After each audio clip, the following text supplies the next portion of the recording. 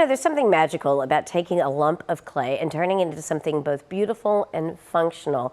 Our next guest has managed to do just that with her unique pottery art that reflects strength, culture, and self-expression. Here to tell us more about Strong Roots Pottery and show us a thing or two is owner Danielle Williams. Good morning to you. Good morning. I'm really curious about the art of pottery. Tell me about what it was that inspires you about clay and really developing a whole artistic genre using this medium. Yeah, well, I first took my first ceramics class in college, and that was basically hand building, but I really wanted to dive deeper and learn more about it. So wheel throwing was something I naturally just wanted to pursue after college.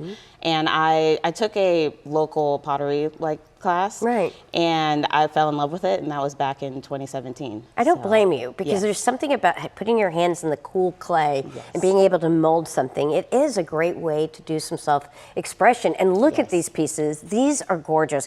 And what I love about them is that you have incorporated the idea of hair into these pieces. Tell me more about why you wanted to choose hair as an inspiration point. Yeah, well, I started Strong Roots Pottery just basically as like an ode to the strong roots that grew out of my hair.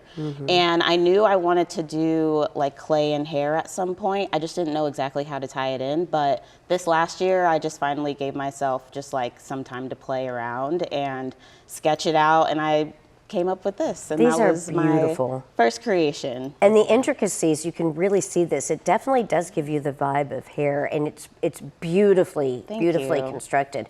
Okay, so how has this medium and being able to do clay, how has that really helped you express yourself? Yeah, it's really given me just like a voice. I think as time goes on, in the beginning, I was making stuff that I thought like other people would want to buy and stuff, but then it really started to resonate with me, no, I really want to make stuff that makes me feel good. And that's when this whole hair and clay came about, and it's really started like a movement, and it's taken off. Yeah, people have really been enjoying the work. All right, so you brought a pottery wheel. I did. Let's take a look. I want to see you demonstrate this for us a little bit.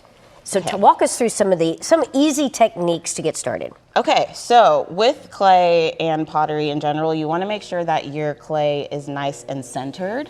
I think a lot of people want to rush through this part, so I'm gonna go right. I know, you gotta slam it down. Gotta slam it down, girl. Gotta slam it down. Okay. Make sure you get your hands nice and wet. And a lot of people want to kind of rush through because they're so excited about pottery and they want to get to the next steps, but centering is really going to set you up for success. So when you say centering, you mean literally centering? Yeah, literally centering the clay. You see how it's nice and just even throughout.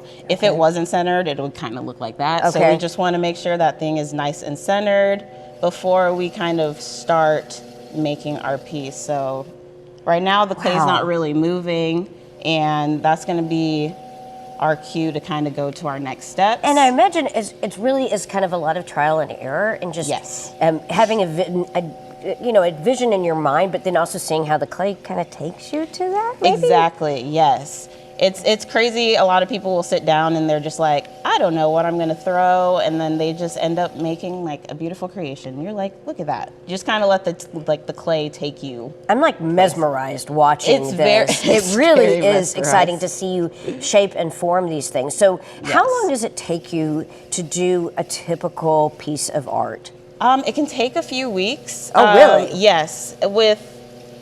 You have to throw it, you have to trim it. It goes through multiple processes like firings, and you have to let your clay. You use a kiln? Yes, am I pronouncing use a kiln. it right? Yep, that's perfect. But yeah, it just takes a while for the clay to even dry. So you have to just allow it that time. You never want to rush clay because then it gets a little mad at you, and it doesn't work. It doesn't cooperate. It's like an ornery child sometimes. It is. All right, so.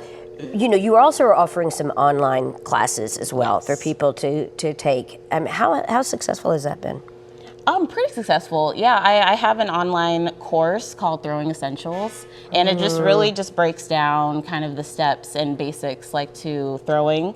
And it's been really cool. A lot of people have been checking it out. So I love what you're doing so far. It's absolutely beautiful. Where can people find you? You can find me on all socials at Strong Roots Pottery, or you can check me out on my website, strongrootspottery.com. All right, I can't wait to get my hands dirty. Oh, yes. That'll be so much fun. Thank you so much for joining us. Thank you.